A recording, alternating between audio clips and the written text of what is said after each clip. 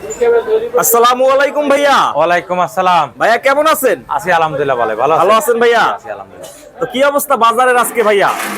বাজার অবস্থা, দাম কমছে, অনেকটাই কমছে আগের থেকে। আগের থেকে বাজার কম অনেকটা। জি জি, অনেকটাই কম। দেশি মুড়ি কাটার বাজার কেমন গেছে আজকে?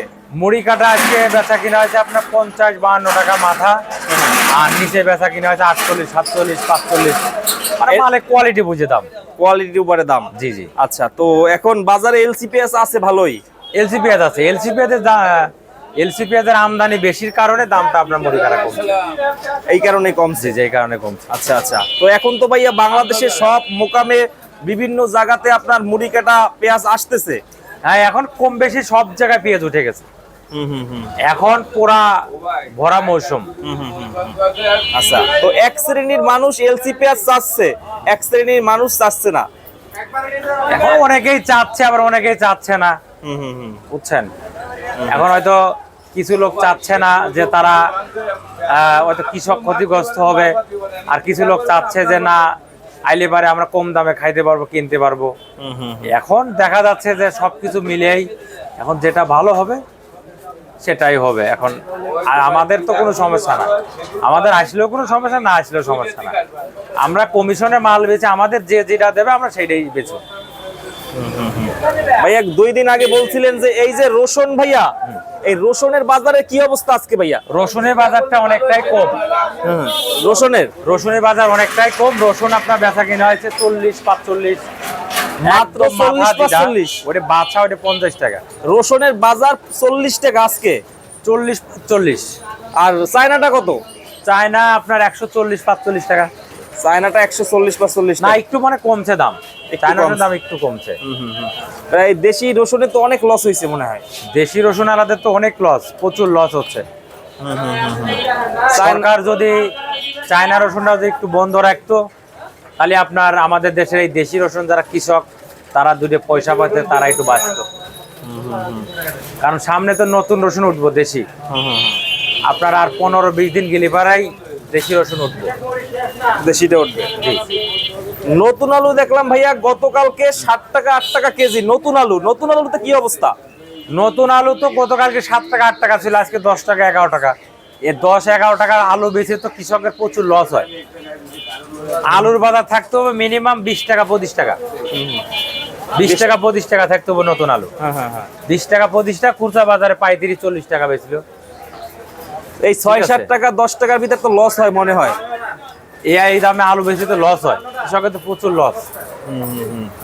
কৃষকের লসের পরিমাণটা বেশি। 20 টাকা 25 টাকা থাকলে পারে মোটামুটি তারা চলতে পারে।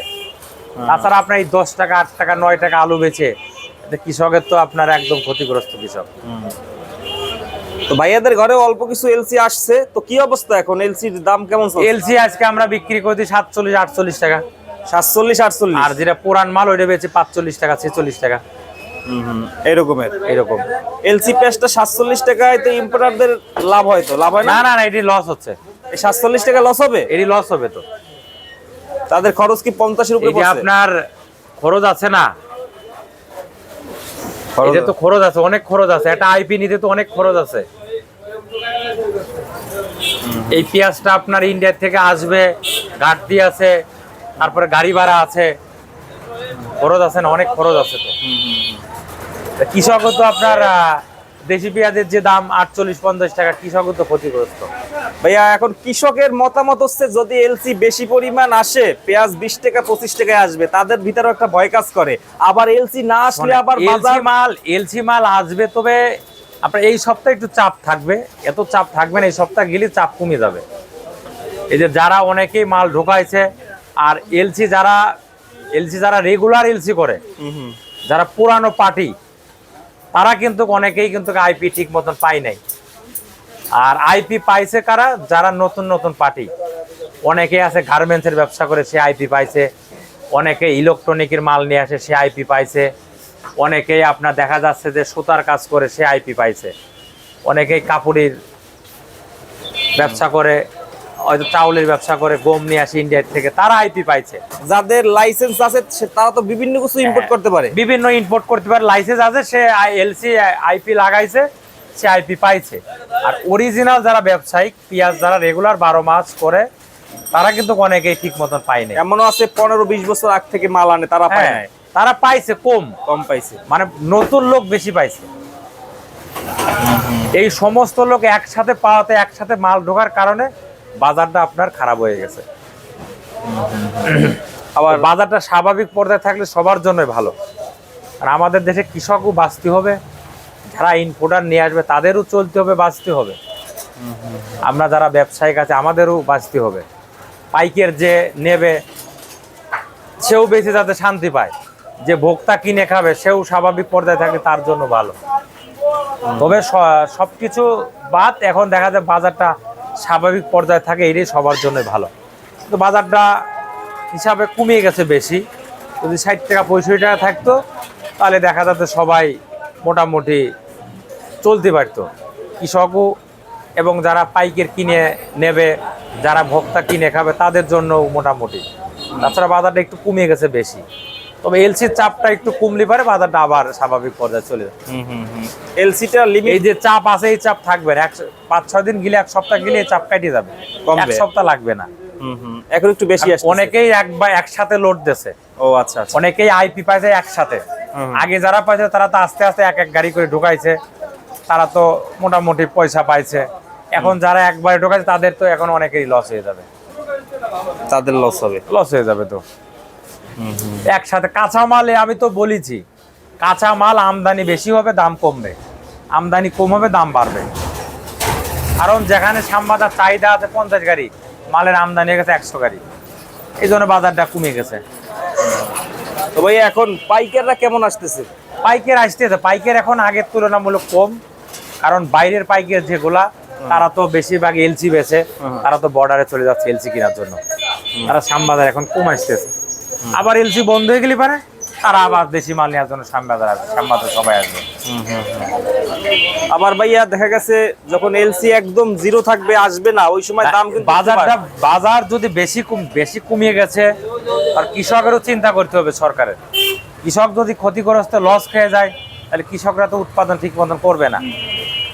কারণ তাদের তো খরচ আছে, সারের দাম আছে, ঔষধের দাম আছে, ঠিক আছে। একটা কৃষক একটা কিষান নেয়, তারে দেওয়া লাগে 800, 900, 1000 টাকা, তার 2 বেলা খাওয়ার লাগে, তার খরচ আছে না। কৃষকের দিকেও তাকাতে হবে। কৃষক দুটো পয়সা পাইলে কৃষক কিন্তু আপনার উৎপাদন আরো বেশি করবে।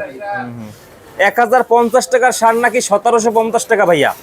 এখন দেখা যাচ্ছে না পাইলে কি করবে, এখন তো পায় না।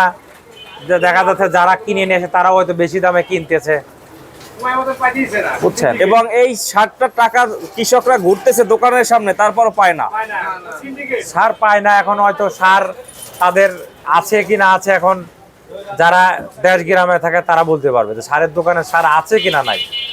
তবে স্বাভাবিক হয়ে যাবে, কারণ সরকার এটা উদ্যোগ নিয়েছে। যদি কৃষক ঠিক মতো সারটা পায়, আর দেখা যায় ফসল আরো বেশি তারা ফলাবে। কৃষকের আর সরকারের উচিত সারের দিকে একটু তাকানো, যাতে সারটা কৃষক ঠিক মতন পায়, যাতে সারের দামটা একটু কম থাকে, তাতে তারা ন্যায্য দামে পায়। ন্যায্য দামে পাইলে পারে সারটা পাইলে দেখা যায় তারা আরো উৎপাদন বেশি করবে। কৃষকের কথা হচ্ছে সার 700-800 টাকা বস্তা হইলে আমরা পেঁয়াজ 20 টাকায় খাওয়াবো, সমস্যা নাই। 700-800 টাকা বস্তা কি হয়?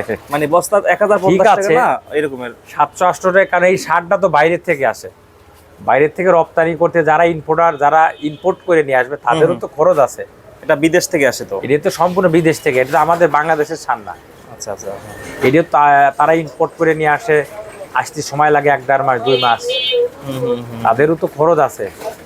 যারা ইম্পোর্টার, যারা ইম্পোর্ট করে নিয়ে আসে তাদেরকে বলে আপনারা একটু অনুরোধ, আপনারা কৃষকের দিকে তাকাই একটু যাতে ন্যায্য দামে দেন, লাভ একটু কম করেন, যাতে সবাই চলতে পারে, বাঁচতে পারে।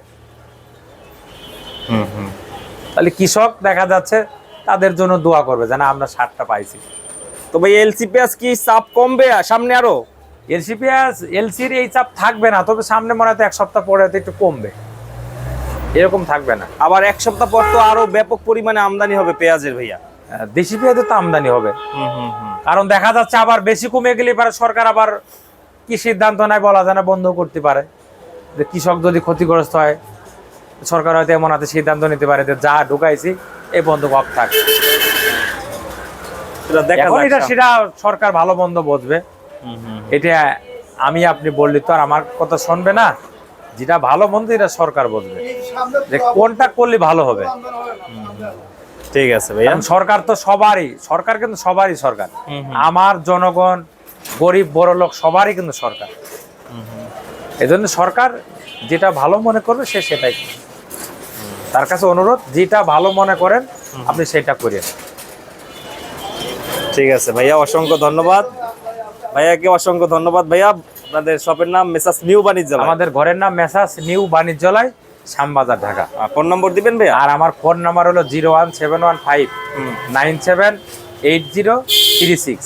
Thank এই you. নাম্বার আমার। যদি কোনো কৃষক, ব্যাপারী, কোনো লোক যদি মাল দিতে চায় দিতে পারবে, যদি কোনো লোক কিনতে চায় সে কিনতে পারবে, সমস্যা নাই। থ্যাংক ইউ ভাইয়া, আসসালামু আলাইকুম। ওয়ালাইকুম আসসালাম।